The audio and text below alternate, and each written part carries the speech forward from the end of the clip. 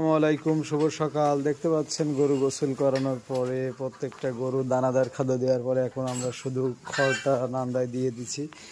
আমি এভাবেই খাওয়াই। প্রথম পানি এবং দানাদার খাদ্যটা মিশ্রিত করে গরুকে খাইয়ে তারপরে শুকনো খড় বা বিচলি যেটাই বলেন সেটা ফেলে দেই। তো দেখতে পাচ্ছেন আমার গরুগুলো সুন্দরভাবে খাচ্ছে, মাশাআল্লাহ। তো এইখানে আমার মাত্র 3টা ষাঁড় গরু আছে, আর এই পাশে আরেকটি শেড, এখানে আছে একটি ষাঁড় এবং 2টি বকনা, একটি গাভী। তো তারাও খাচ্ছে, চলেন দেখাই। তো দেখতে পাচ্ছেন খুব সুন্দরভাবে খাচ্ছে আমার বাছুর দুইটা, এদের মা এটা। আর এই যে আরেকটি ষাঁড়, এর মাকে বিক্রি করে দেওয়া হয়েছে।